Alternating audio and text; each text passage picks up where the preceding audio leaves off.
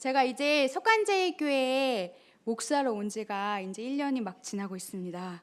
그래서 20살 때 제가 이 교회를 떠나서 사역을 다른 곳에서 하다가 15년 만에 다시 돌아오게 되니까 설레는 마음도 많고 걱정도 많았는데 오니까 오히려 제가 잘한 곳인데 낯설게 느껴지기도 하고 제가 정말 잘할 수 있을까 그런 두려움도 있었습니다. 그래서 지난 1년 동안 함께 사역하면서 이 길을 걸을 때마다 저 골목길에 할머니 가게를 지날 때마다 석관 초등학교 앞에 길을 지날 때마다 마치 타임머신을 탄 것 같은 기분이 계속 드는 거예요. 그래서 내가 어릴 때 이 길을 걸었었지, 내가 몇 살 때 이 길을 걸었었지 하면서 걷는 걸음걸음마다 나는 지금 36살에 나이가 되었는데 그 길을 지날 때마다 그 나이로 계속 돌아가는 그런 경험을 지난 1년간 했습니다.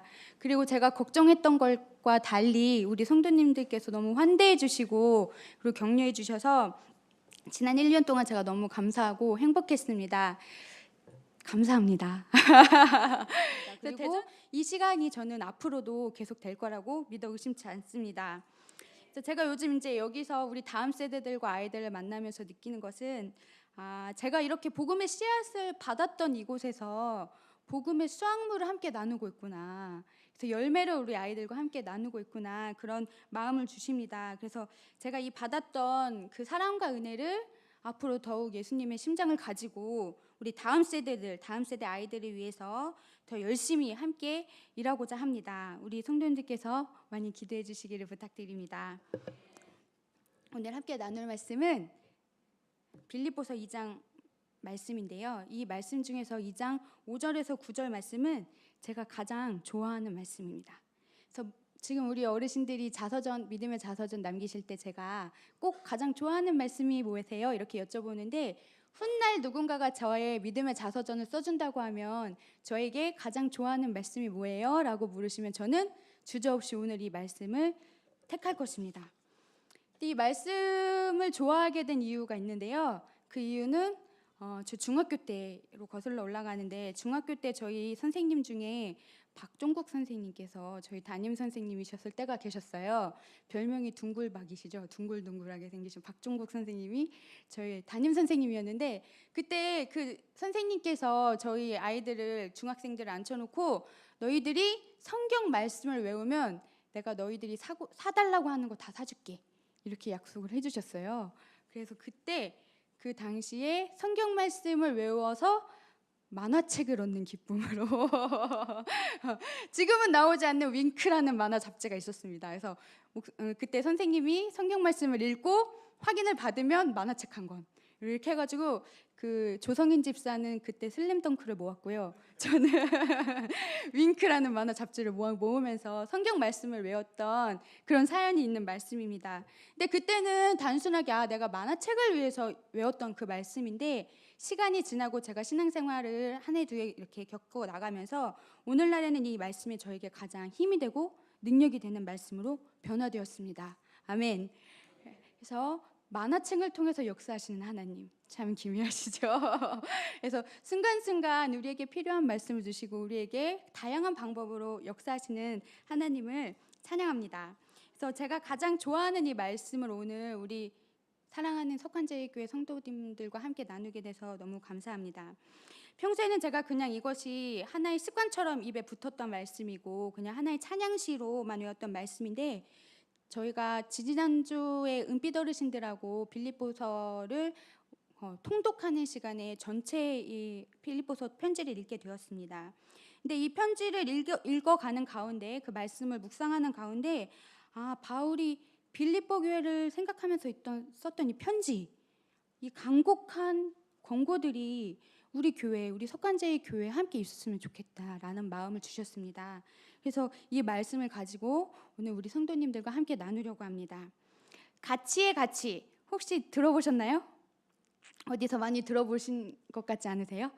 이 가치의 가치는 사실 제가 베껴온 건데요. 농협에서 몇 년 전에 농협의 슬로건으로 광고 기업의 그 이미지를 홍보하기 위해서 썼던 슬로건의 이름 중에 하나입니다. 그래서 가치의 가치라는 이름으로 홍보를 했었는데 제가 이 빌립보서를 묵상하는 가운데 가장 먼저 떠올랐던 단어가 바로 이 가치의 가치입니다. 그래서 가치의 가치, 뭔가 발음이 비슷하죠.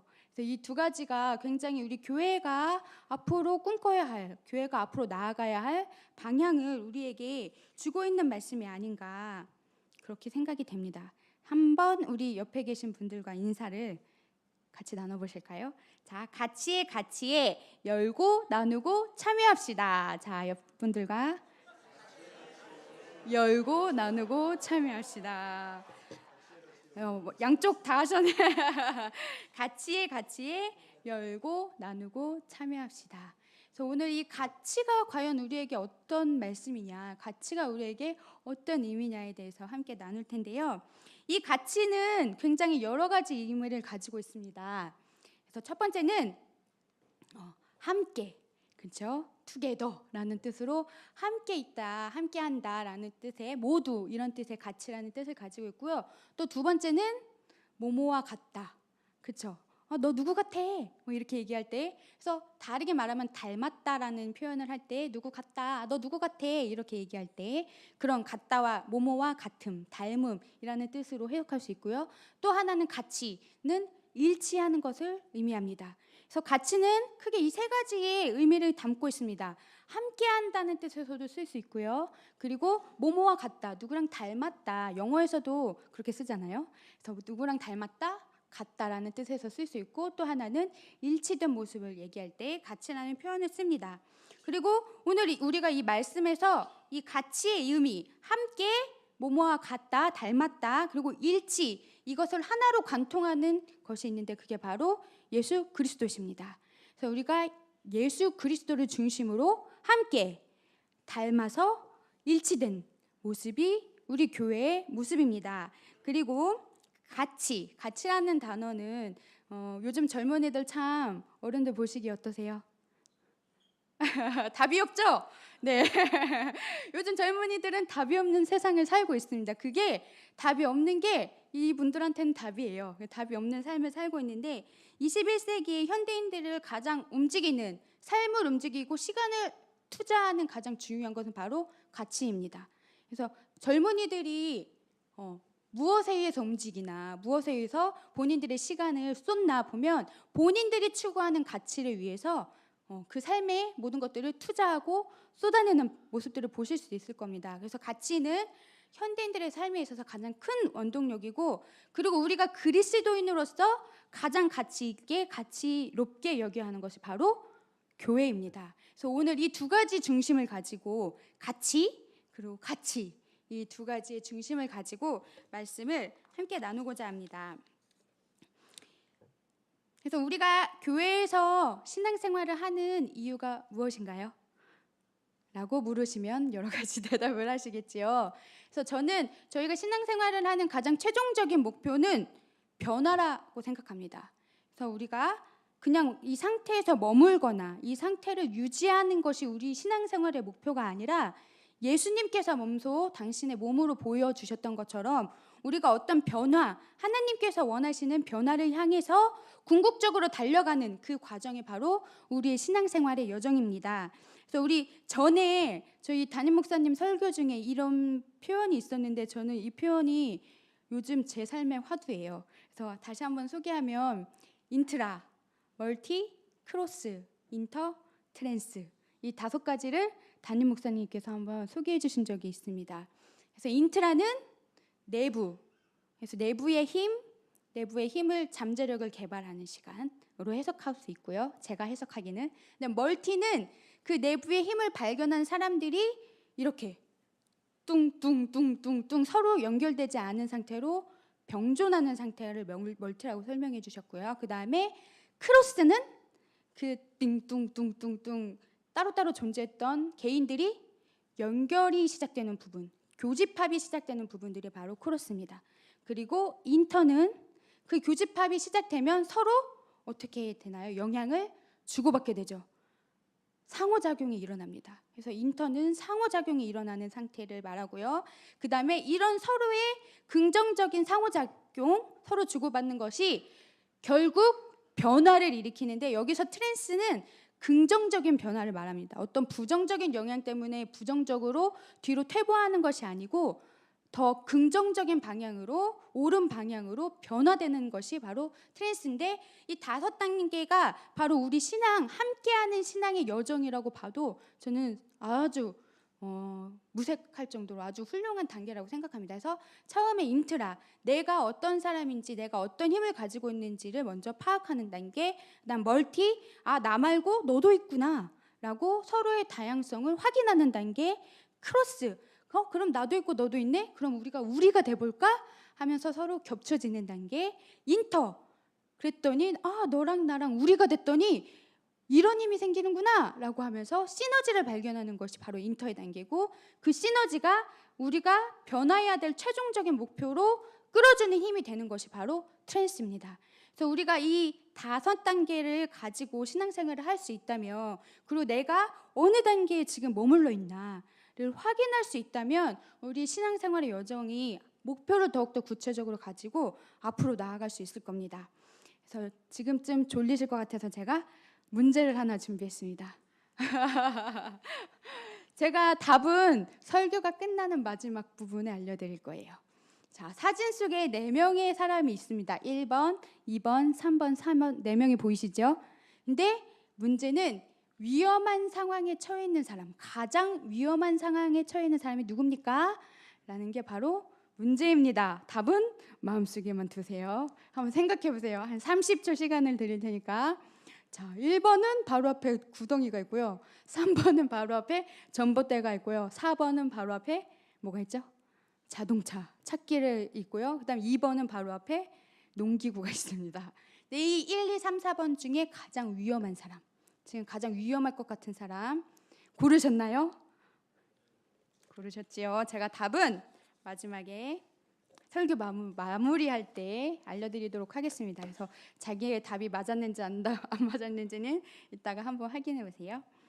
그래서 이 문제를 가지고, 이러한 문제의식을 가지고 오늘 함께 말씀을 나누는데, 교회 3.0이라는 책을 쓰신 닐 콜이라는 분이 계십니다. 그래서 저렇게 생긴 책을 쓰셨는데요. 그 컴퓨터 프로그램 업그레이드 할 때 뭐 1.0, 2.0, 3.0 이렇게 얘기하는 것처럼 교회도 업그레이드 돼야 된다라고 말하면서 교회 3.0 세대는 앞으로 이렇게 나아가야 된다라고 방향을 제시하고 있는 책입니다. 그래서 교회 1.0은 그럼 언젠가? 1.0은 언제신 것 같으세요? 바로 초대교회입니다.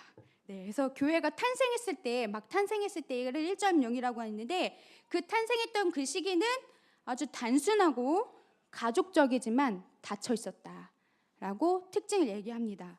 그리고 이렇게 단순하고 가족적이지만 열정이 있었던 그 초대교회가 313년에 콘스탄티노플 황제가 기독교를 국교로 끌어올려요. 그래서 국교로 끌어올리면서 작고 단순하고 갇혀 있었던 그 작은 덩이들이 갑자기 뻥 하면서 커다란 몸뚱이를 가지게 되는데, 그게 바로 교회 2.0의 세대입니다. 그래서 교회 2.0은 중세부터 오늘날에 이르기까지를 다 2.0에 포함시키고 있습니다. 이 저자는. 그래서 이른바 조직화된 교회, 그다음에 제도화된 교회의 모습을 2.0의 교회라고 말하고 있습니다. 근데 그동안 종교개혁도 일어났잖아요 라고 물으실 분이 계시겠지만 그런 작은 변화들이 있었고, 어떻게 보면 큰 변화도 있었지만, 그거는 전체를 그 근본을 변화시킨 변화는 아니었기 때문에 종교개혁이나 그런 변화들은 2.1, 2.2 이런 버전으로 그렇게 설명하고 있습니다. 그렇다면 오늘 이 작가가, 이 글쓴이가 말하는 3.0의 교회는 어떤 교회냐? 어떤 교회냐면 유기적인 교회라고 단어를 표현하고 있어요. 유기적이다라는 말은 우리 몸과 같다는 거예요. 살아있는 생명체에서 부분들이 죽어 있는 게 아니고 서로 살아있고 연결돼 있어서 그 서로의 역할들 충분히 수행할 때 움직여 나가는 그런 유기적인 공동체를 얘기하고 있습니다. 그래서 3.0은 쪼개도 죽지 않아요. 번식하는 거예요. 그래서 쪼개도 죽지 않고 번식하는 교회. 내가 쪼갰더니 막 팔 잘렸어 이렇게 절망하고 좌절하는 교회가 아니라 여기 뚝 잘라서 쪼갰으면 거기서 또 막 생명력이 일어나서 번성하고 여기 뚝 잘라서 따로 띄워놓으면 거기서 막 생명력이 일어나고 이렇게 쪼개도 까도 계속 나오는 그런 양파 같은 교회를 3.0이라고 얘기하고 있습니다. 근데 왜 우리가 이 시대에 3.0이 교회가 필요하냐는 다음 6가지의 그 이유를 대고 있는데요. 이게 우리 어르신들 보기에 젊은이들이 답이 없는 이유입니다.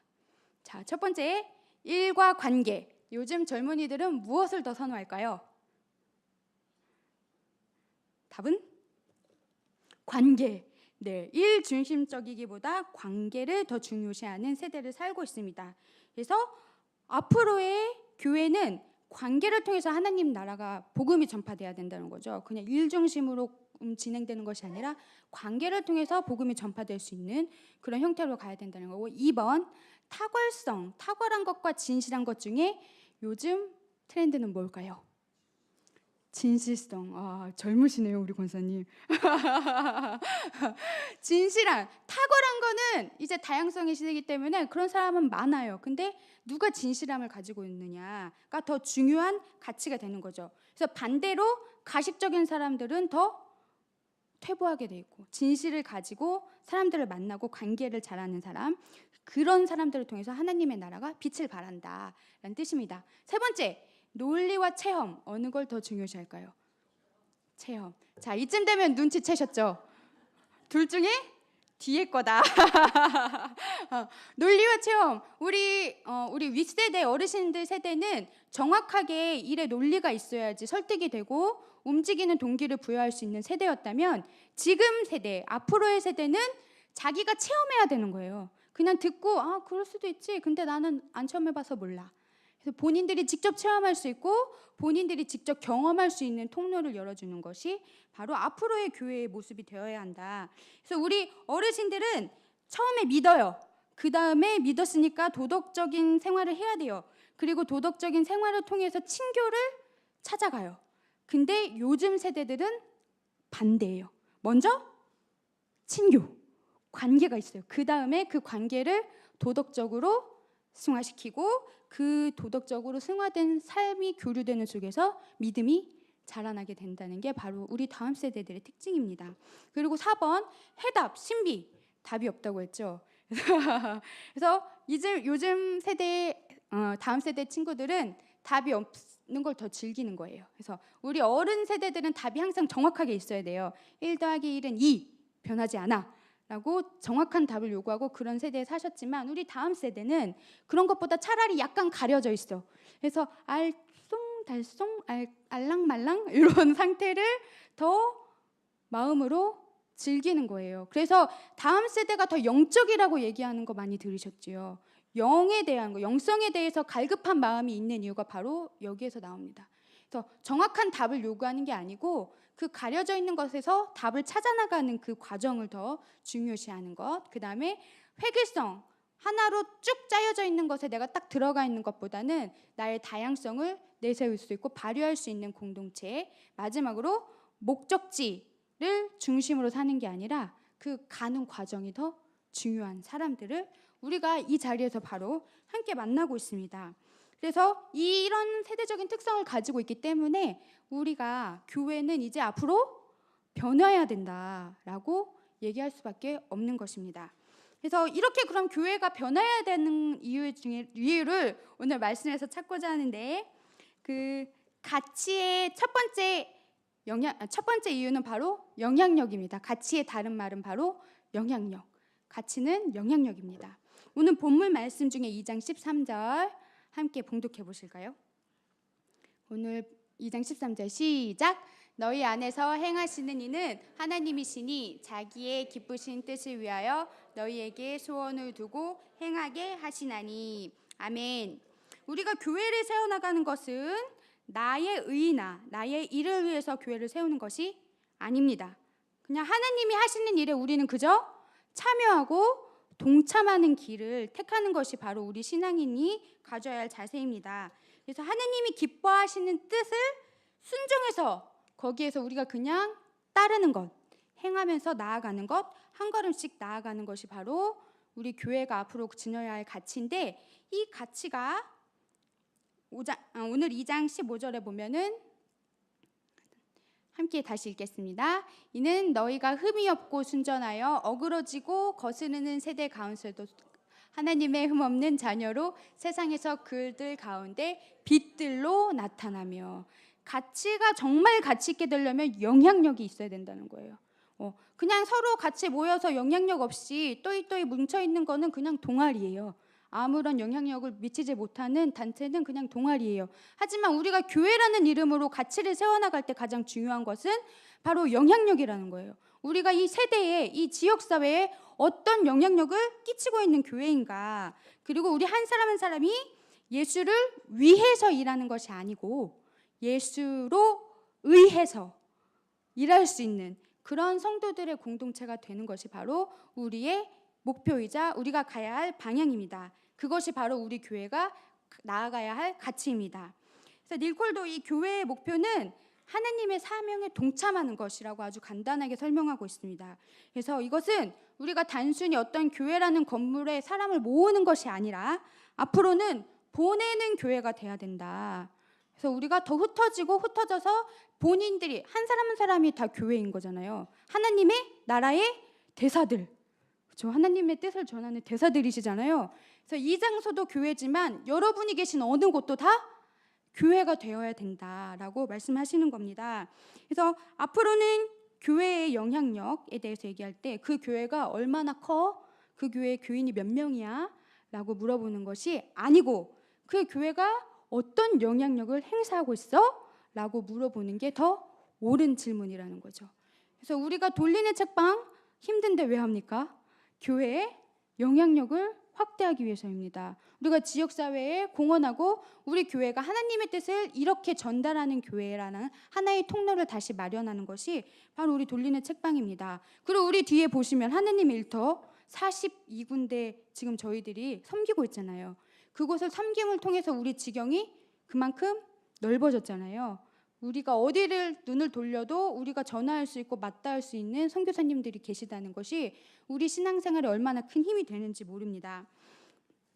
그리고 두 번째 가치는 바로 닮음입니다. 그래서 그리스도와 같이 그리스도를 닮는 것이 바로 우리의 두 번째 가치입니다. 1장 27절에 우리가 그리스도인으로서 이렇게 살아라라고 계속 권면하고 계신데, 오직 너희는 그리스도의 복음에 합당하게 생활해라. 그리고 한 마음으로 서서 한 뜻으로 복음의 신앙을 위해 협력해라 라고 말씀하고 계시고, 제가 가장 좋아하는 말씀 2장 5절 말씀, 너희 안에 이 마음을 품어라. 곧 그리스도 예수의 마음이니. 누구를 닮으라는 거예요? 예수님을 닮으라는 거예요. 누구를 본을 받으라는 거예요? 예수님을 본을 받으라는 거죠. 그래서 가치의 역사는 그리스도를 닮아가는 길에서 나타납니다. 그래서 닐콜은 같이 동시에 말합니다. 교회가 성장하는 것. 이 닐콜 목사님은 교회의 성장, 배가 운동하시는 그런 목사님이시거든요. 근데 이 닐콜 목사님 말씀하시기를 교회 성장은 건물하고 예산하고 스타 플레이어 목사가 가장 큰 걸림돌이다 라고 얘기하고 있어요. 교회가 성장하는 것은 그런 어떤 한 사람들에게 집중된 에너지 때문에 성장하는 것이 아니고, 앞으로의 교회 성장은 교인 한 사람 한 사람, 성도 한 사람 한 사람이 어떤 하나님 나라의 DNA를 가지고 있느냐가 매우 중요하다는 거예요. 여기서 DNA는 D는 하나님의 진리, 영어로 되어 있는데 제가 발음이 안 좋아서 영어는 생략하도록 하겠습니다. D는 DNA로 글을 다 풀었는데요. 영어 단어로 다 풀었는데, D는 하나님 나라의 진리를 포함한 성도, 그 다음에 N은 관계를 강화할 수 있는 스킬이 있는 성도, 그 다음에 A는 전도의 사명을 깨달은 성도. 그래서 DNA를 성도가 다 가지고 있어야 된다는 거예요. 집사님이 많이 가져? 안 돼. 권사님이 많이 가져? 안 돼. 장로님이 많이 가져? 안 돼. 목사님이 스타 플레이어야? 안 된다는 거예요. 앞으로의 교회는 한 사람 한 사람, 우리가 구성되어 있는 이 한 세포들이 다 영향력을 가지고 그 DNA를 가지고 활동해야지 그게 교회가 배가 되고 성장할 수 있는 가장 기본적인 거다라고 말씀하시면서, 교회가 성장한다고 하면 더하기, 빼기, 곱하기, 나누기 중에 어느 게 제일 먼저 생각나세요? 더하기, 빼기, 곱하기, 나누기 중에 교회 성장 하면 뭐가 제일 먼저 생각나세요? 우리 권사님 더하기를 먼저 생각하실 수 있는데 앞으로의 교회 성장은 더하기가 아닙니다. 곱하기예요. 더하기는 이 공동체에 누가 요만큼 들어와서 붙어 있는 거예요. 그렇게 붙어 있는 건 앞으로 생명력이 없다는 거죠. 근데 여기 있는 성도들이 곱하기는 어떻게 되는 거예요? 그대로 불어나는 거잖아요. 증식하는 거예요. 한 사람 한 사람의 힘이 매우 중요해지는 것이 바로 다음 세대, 우리가 앞으로 살아갈 교회의 힘이라는 거죠.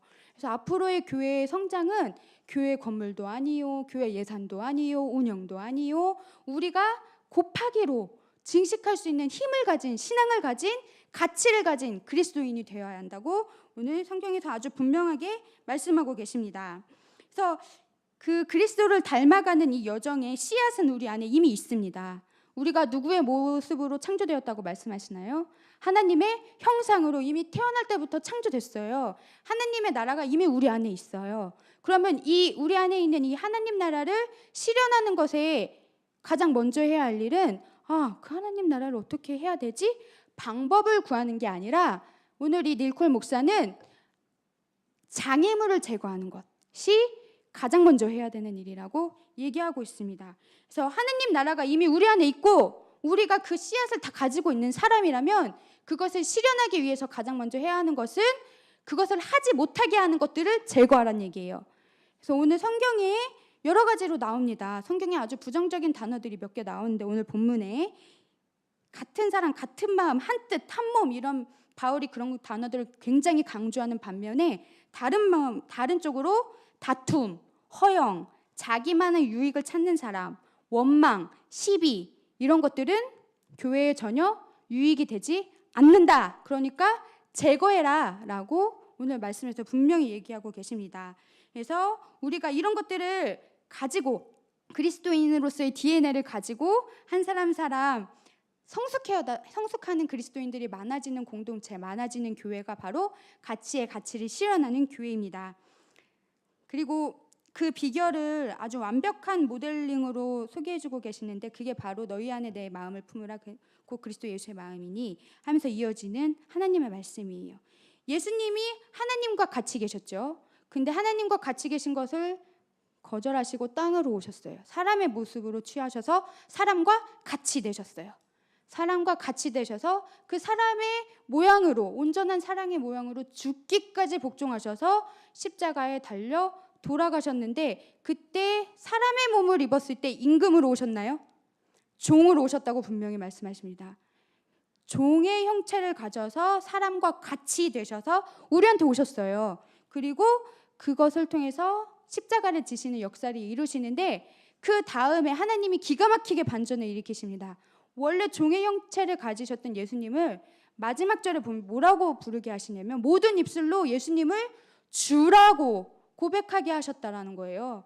종의 형체를 가졌던 예수님을 주까지 올리시는 급격한 반전을 이루시는 하나님의 모습을 오늘 이 말씀을 통해서 볼 수 있습니다. 근데 이 말씀에서 그리스도의 마음, 예수님의 마음의 비결은 바로 뭡니까? 죽기까지 복종하신 거죠. 네, 그리스도의 비결은 딱 하나예요. 하나님의 마음에 같이, 하나님의 마음에 합하게 복종하신 것뿐이 없어요. 우리가 앞으로 가치를 가지고 우리가 신앙생활을 하기 위해서 그 비결이 뭐냐고 묻는다면 우리는 주저없이 복종이라고, 순종이라고 대답할 수 있어야 합니다. 그리고 마지막으로 가치는 곧 생명력입니다. 생명력. 그래서 첫 번째가 뭐였죠? 가치는 영향력이다. 두 번째 가치는 닮음이다. 세 번째 가치는 생명력이다. 네, 세 번째는 생명력입니다. 오늘 말씀이 우리에게 이렇게 물어보고 있습니다. 2장 1절에 그리스도 안에서 여러분은 서로 격려하고 있습니까? 격려하고 계신가요? 그리스도의 사랑으로 서로 위로하며 성령으로 교제하고 있습니까? 성령으로 교제하고 계십니까? 그냥 교제하시는 거 말고요. 성령으로 교제하고 계십니까? 묻고 있고요. 그리고 서로 친절과 동정을 베풀고 있습니까? 라고 우리에게 묻고 있습니다. 그렇다면 한 마음 한 뜻으로 같은 사랑을 가지고 하나가 되어서 내 기쁨을 충만하게 해주십시오. 라고 바울이 요청하고 있습니다. 같은 마음, 한마음 한뜻으로 같은 사랑을 가지고 하나가 되라. 아까 가치의 중요한 것 중에 하나가 일치라고 나왔는데, 이 생명력은 우리가 어떤 일을 할 때 가장 중요한 거는 에너지를 모으는 거예요. 여기서 같다고 하는 것은 너도 똑같고 너도 똑같고 너도 똑같아, 이렇게 똑같아, 이퀄이 아니고 다양성이 있다는 건 존중하면서 그게 서로 한 마음으로 모아지는 것을 말하는 거예요. 그래서 그냥 똑같은 옷을 입고 똑같은 얘기를 하고 똑같은 생각을 하라는 것이 아니고, 서로 할 수 있는 것들이 많이 다른 것들이 있지만 그런 것들을 통해서 시너지를 낼 수 있는 것들을 찾아라. 그게 한 뜻으로 한 마음으로 행해야 되는 일이다라고 말씀하고 계십니다. 그래서 진짜 생명력 있는 조직은 환경에 따라 좌우되지 않습니다. 닐콜 목사님께서 말씀하시기를, 정말 생명력 있는 조직은 우호적인 환경에서만 자라는 것이 아니다.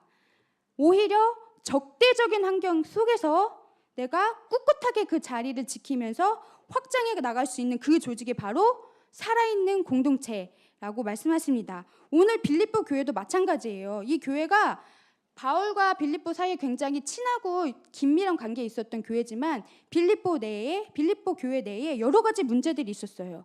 어디에 나오냐? 1장 28절 함께 읽어보실까요? 시작. 무슨 일에나 반대하는 사람을 두려워하지 마십시오. 그것은 하나님께서 여러분에게 주신 구원의 표가 되며 반대하는 사람들에게는 멸망의 표가 됩니다. 아멘. 여기서 말씀하신 거죠. 무슨 일에나 반대하는 사람을 두려워하지 말라는 거는 그런 사람이 있다는 거예요. 빌립보 교회에 그런 사람들이 있었다는 거예요. 그게 내부적인 문제도 있을 수도 있고 외부에서 올 수 있는 문제일 수도 있지만, 우리가 어떤 생명력을 가진 공동체로 나아갈 때에 우호적인 환경만은 바라면 안 된다. 적대적인 환경이 있을 때 자라는 것이 정말 생명력이 있는 것이다 라고 말씀하고 계시고, 또 함께 1장 29절에 이와 같이 말씀하십니다. 함께 읽겠습니다. 시작. 그리스도를 위해 여러분에게 은혜를 주신 것은 그분을 믿을 뿐만 아니라 그분을 위해 고난도 받게 하기 위한 것입니다. 아멘. 이 생명력 안에는 믿음도 있지만 고난도 있습니다. 믿음과 고난이 같이 있는 게 우리의 실존입니다. 우리의 그냥 현재 모습이에요. 그래서 고난에 대해서 우리가 너무 배타적으로 방어하거나 고난에 대해서 너무 좌절하거나 절망하는 것은 그리스도인으로서의 건강한 그리스도인의 모습이 아닐 수도 있다는 거지요. 그래서 오늘 말씀에서 믿음과 고난이 균형감 있게 이런 것들을 다룰 줄 아는 사람들이 바로 그리스도인들, 앞으로 다음 세대가 이끌어 나갈 그리스도인들이라고 합니다. 그리고 이러한 건강한 균형을 유지하는 생명력 있는 교회의 교인들, 성도들은 책임을 같이 집니다. 아멘. 책임을 같이 집니다. 아멘. 책임을 전가하거나 회피하지 않습니다. 모두가 나눠지는 짐이 가볍다는 것을 다 알고 있기 때문입니다.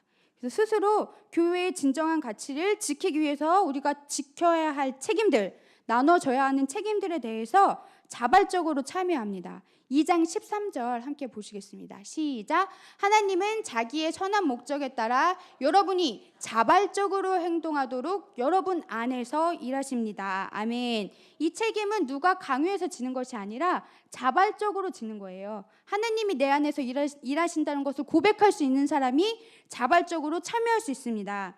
그래서 이 책임성 있는 생명력을 가진 사람들이 모여있는 공동체, 교회가 아무리 쪼개도 죽지 않고 번식하는, 증식하는 그런 교회 모델이 됩니다. 그럼 이제 말씀을 마무리하겠습니다. 오래 달리셨죠? 말씀을 마무리하면서 제가 아까 처음에 드렸던 문제에 대한 답을 함께 나눠보도록 하겠습니다. 제가 가치는 3가지라고 말씀드렸지요. 첫 번째, 가치는 영향력이다. 가치는 닮음이다. 가치는 생명력이다. 그래서 이 가치의 가치를 지켜나가는 것이 우리 그리스도인이 책임이다라고 말씀드렸습니다. 자, 이 1, 2, 3, 4번 중에 가장 위험에 처해 있는 사람을 지금까지 제가 말씀드린 걸 바탕으로 봤을 때 몇 번이신 것 같아요? 제가 가치에 대해서 계속 말씀드렸는데 4명이 같이 있지요. 근데 자, 시선을 보세요. 자, 서로의 눈빛을 보세요. 자, 눈빛이 교환되고 있어요. 그렇죠? 근데 한 사람이 이 눈빛에서 소외된 사람이 있습니다. 몇 번인가요?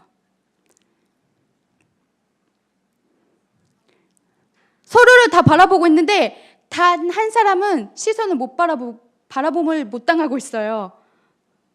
자, 1번은 몇 번을 보고 있나요? 4번을 보고 있죠. 4번은 몇 번을 보고 있나요? 1번을 보고 있죠. 3번은 몇 번을 보고 있나요? 2번을 보고 있죠. 2번을 그래서 이 문제의 답은 2번입니다. 왜냐하면 아무도 2번을 봐주고 있지 않아요. 지금 이 상태에서. 그래서 4명이 같이 있지만 나머지 1번, 3번, 4번은 서로 보고 있기 때문에 위험을 알려줄 수 있다는 거예요. 너 거기 조심해! 왜냐면 서로 보고 있기 때문에, 바라보고 있고 같이 마주보고 있기 때문에 위험을 알려줄 수 있어요. 근데 2번은 외롭다. 같이 있는 것 같지만 같이 있는 사람이 없는 거예요. 그래서 저 상황에서 가장 위험에 처한 사람은 바로 2번입니다. 2번은 곧 띠오잉 해서 뒤로 넘어지게 될 거예요. 그래서 이 사진을 보면서 여러 가지 생각이 들었습니다. 우리가 이 교회에 이 많은 사람들 속에 혹시 나는 2번이 아닌가? 서로 다 바라보고 있는데 나만 소외된 건 아닌가? 아니면 내가 1번, 3번, 4번은 2번을 못 챙기고 있는 거잖아요. 그렇죠? 누군가 내가 챙겨야 할 사람들을 놓치고 있지는 않은가 반성하게 됐습니다. 그래서 오늘 이 가치의 가치라는 말씀을 준비하면서 우리가 그리스도 안에 있는 서로 같이 한 마음으로 함께 이런 단어들을 계속 사용해요. 한 마음, 같이, 주, 한 뜻 이런 말씀을 계속 사용하는데 이런 것들이 서로의 삶의 변화를 이끌어내고 그 영향력을 미치고 그런 것들이 성숙해서 모두 함께 우리가 하나님 나라의 새로운 기회를 얻을 수 있는 석관제일 교회가 되기를 간절히 축복합니다.